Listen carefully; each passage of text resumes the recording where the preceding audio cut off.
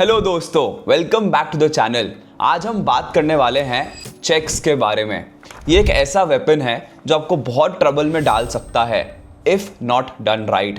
तभी मैं ये वीडियो बना रहा हूँ ताकि आप लोग इन्फॉर्म्ड रहो। तो इस वीडियो में मैं कवर करने वाला हूँ कि आपको चेक सही तरीके से कैसे भरना चाहिए, चाहे आप किसी को पेमेंट कर रहे हो या आप चेक यूज़ कर रहे हो आपके सेल्फ विड्रॉल के लिए। I will be also talking about how to fill out a cheque for RTGS payments, और मैं ये भी बात करूंगा कि आपको कैंसिल चेक कब देना चाहिए और उसे भी कैसे भरना चाहिए। And there is one habit जो मैं फॉलो करता हूँ जिसने मेरे चेक मैनेजमेंट सिस्टम को काफ़ी बेहतर बनाया है। So I will be sharing that with you as well.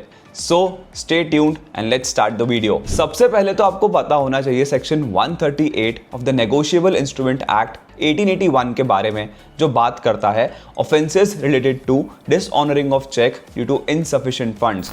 यानी अगर आपके अकाउंट में पैसा कम है या फिर चेक पे आपने अमाउंट ऑथराइज लिमिट से ज़्यादा लिख दिया है, आपका चेक बाउंस हो सकता है and this will be considered as an offence, जिसकी वजह से आपके ऊपर एक लीगल एक्शन लिया जा सकता है। इसलिए चेक भरते टाइम आपको केयरफुल रहना बहुत ज़रूरी है। तो चलो आओ आगे बढ़ते हैं और चेक करते हैं कुछ ऐसी बातों का जिनका आपको ध्यान रखना चाहिए ताकि गलती ना हो और आपका पेमेंट सेफली हो जाए। तो सबसे पहले let's talk about some basic details. तो चेक के टॉप राइट कॉर्नर में होता है डेट का कॉलम। यहाँ पे आपको डेट फिल करनी होती है। आप इसको स्किप नहीं कर सकते क्योंकि बैंक्स यूजुअली 3 महीने पुराने तक के चेक एक्सेप्ट करते हैं। देखो वहाँ पे लिखा भी है वैलिड फॉर 3 मंथ्स ओनली। इसलिए डेट फिल करते टाइम या तो आप जिस दिन चेक काट रहे हो उस दिन की डेट लिखो या फिर जिस दिन आपको पेमेंट करनी है उस दिन की डेट लिखो। उसके बाद सेंटर में आता है पे टू ऑर्डर ऑफ या फिर पे वाला सेक्शन। यहाँ पे आपको उस बिजनेस या इंडिविजुअल का नाम लिखना होता है जिसको आप पेमेंट कर रहे हो। मेक श्योर कि यहाँ पे कोई भी स्पेलिंग मिस्टेक ना हो। अगर ज़रा से भी स्पेलिंग मिस्टेक होती है तो आपका चेक रिटर्न आ सकता है। इसलिए अगर किसी इंडिविजुअल को चेक दे रहे हो तो उनका पूरा नाम लिखो with first name and last name. अगर आप किसी कंपनी या बिजनेस को चेक दे रहे हो तो उनका पूरा ऑफिशियल नाम लिखो। अब हम बात करते हैं अमाउंट की। तो चेक में आप अमाउंट 2 तरीके से लिखते हो, पहले तो फिगर्स में और उसके बाद वर्ड्स में।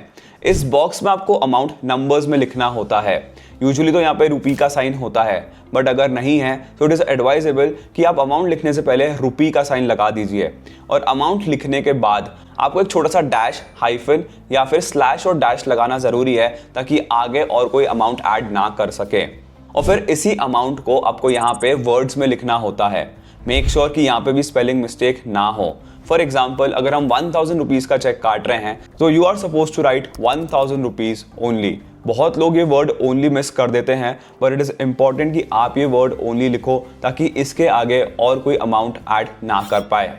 तो अगर आप चेक किसी को पेमेंट के लिए दे रहे हो तो आपको टॉप लेफ्ट कॉर्नर में अकाउंट पे लिखना बहुत ज़रूरी है। ये इसीलिए इंपॉर्टेंट होता है क्योंकि ये उसी इंडिविजुअल या बिजनेस के अकाउंट में जाएगा जिसका चेक पर नाम लिखा होता है। इससे चेक की सिक्योरिटी और बढ़ जाती है क्योंकि ना तो ये काउंटर पे एनकैश किया जा सकता है और ना ही इसे एंडोर्स यानी ट्रांसफर किया जा सकता है। सीधा सीधा जिसके नाम पे चेक है उसी के अकाउंट में पैसा जाता है। तो ये तो बात हो गई कि अगर आपको किसी को पेमेंट करना है वाया चेक तो आपको चेक कैसे फिल करना चाहिए।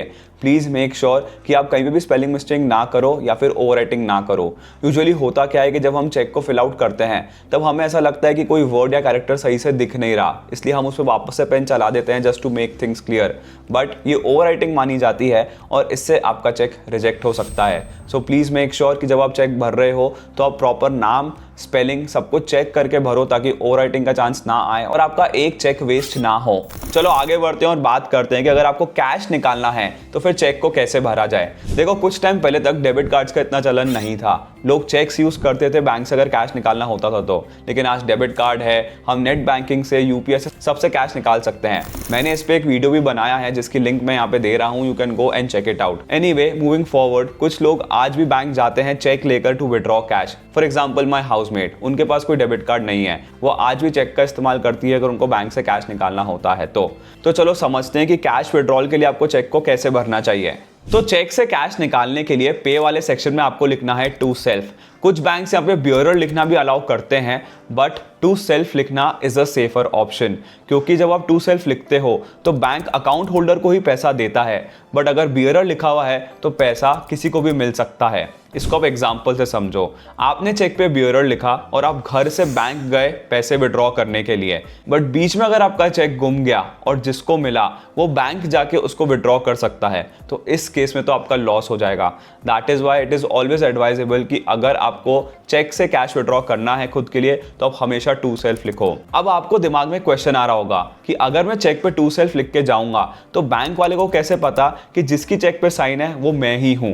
तो इसके लिए काउंटर पे कैशियर आपसे एक और बार साइन करवाएगा चेक के पीछे, आपको एक और बार बोल सकता है कि साइन करो। तो यूजुअली अगर आप चेक निकालने जा रहे हो तो शायद आपको वेरिफिकेशन के लिए 3 बार साइन करनी पड़ सकती है। बाकी इसके अलावा the whole process is same जो हमने पहले बात की है। नेक्स्ट हम बात करते हैं RTGS की, which is real time gross settlement. देखो यूजुअली RTGS जैसे ऑनलाइन ट्रांसफर्स के लिए आपको चेक नहीं लगता, बैंक आपको एक फॉर्म देती है जो आपको फिल करना होता है, but in specific situations bank can even ask you to fill out a cheque for the RTGS form. तो आपको पे टू द ऑर्डर वाले सेक्शन में लिखना है टू सेल्फ फॉर RTGS और बाकी सब कुछ सेम रहेगा। डेट, स्पेलिंग मिस्टेक नहीं होना चाहिए, amount in figures and words etcetera. अब ये फॉर्म कैसे भरना है ये मैं आगे जाके दूसरे वीडियोस में कवर करूंगा। लास्टली सबसे आखिरी में आता है आपका सिग्नेचर। आपका सिग्नेचर एकदम वैसा ही होना चाहिए जैसा आपने बैंक अकाउंट खुलवाते वक्त किया था, या फिर बीच में अगर आपने अपना सिग्नेचर अपडेट किया है तो प्लीज़ आप लेटेस्ट सिग्नेचर ही करो। अगर आपका सिग्नेचर मिसमैच हो गया तो चेक बाउंस होने के चांसेस हैं और आपका पेमेंट होल्ड पे भी रखा जा सकता है। ऑल्सो प्लीज़ मेक श्योर कि आप सिग्नेचर पेन से ही करो, don't do it with a pencil or a removable ink. Moving on to the second last part of our video, that is cancel cheque. आप कैंसिल चेक इसलिए issue करते हो just to give proof to someone कि आपका bank account है and further sharing of bank details with them. देखो यहाँ पे अकाउंट नंबर लिखा है, आपका IFSC कोड है, आपका ऑफिशियल नाम है, MICR कोड है, सब कुछ यहाँ पे आपको मिल जाएगा। इसलिए कैंसिल चेक एक सही तरीका माना जाता है to share your bank information, क्योंकि अगर हम इसे टाइप आउट करके भेजते हैं तो कहीं ना कहीं हमसे गलती हो सकती है। Cancelled checks are also given for KYC purposes like opening of a demat account, और जहाँ पे आपको रिकरिंग पेमेंट्स की रिक्वायरमेंट होती है, for example EMI for loan, SIP in mutual funds, यहाँ पे आप कैंसिल चेक्स देते हो। अब बात करते हैं कि कैंसिल चेक को कैसे भरा जाता है। देखो यूजुअली कैंसिल चेक भरा नहीं जाता, इसका मेन पर्पस होता है आपकी बैंक अकाउंट डिटेल्स शेयर करना। जब आपको ये सब डिटेल्स किसी को देनी हो, for example online payment setup करने के लिए या फिर वेंडर रजिस्ट्रेशन के लिए, तो आप चेक लो, उसके ऊपर पैरेलल लाइंस डायगोनली खींच दो और उस पर बड़े अक्षरों में लिख दो कैंसल्ड। इससे ये चेक पेमेंट के लिए वैलिड नहीं रहता, लेकिन आपकी बैंक डिटेल्स प्रोवाइड कर देता है। प्लीज़ इस बात को अपने जहन में डाल लो कि कैंसिल चेक पे साइन नहीं की जाती है। तो अगर आपको कोई बोले कि आपकी कैंसिल चेक पे सिग्नेचर नहीं है तो please tell them that cancel cheque does not need your signature. तो अभी तक हमने ये देख लिया कि चेक को कैसे भरा जाता है जब आपको किसी को पेमेंट करना हो, खुद के विड्रॉल के लिए, या फिर जब आपको किसी को कैंसिल चेक देना है। वीडियो एंड करने से पहले मैं आपके साथ एक ऐसी हैबिट के बारे में बात करना चाहता हूं जो आपके चेक मैनेजमेंट सिस्टम को काफ़ी बेहतर बनाएगी। देखो, अगर आप चेकबुक देखोगे तो चेक लीव्स के पहले आपको एक ट्रांजैक्शन शीट का पेज मिलता है जो आपको हमेशा चेक इशू करते टाइम फिल आउट करना चाहिए। इसको अगर आप फिल करके रखोगे तो इसका ये फायदा रहेगा कि आपके पास एक पूरा रिकॉर्ड रहेगा कि आपने किस किस को चेक इशू करे, कितने का चेक करा और कौन सी डेट पे करा। ये FIR लॉन्च करने या फिर बैंक को इन्फॉर्म करने के टाइम आता है। तो ये कुछ इंपॉर्टेंट पॉइंट्स है जो हमेशा आपको याद रखने हैं while filling out a check.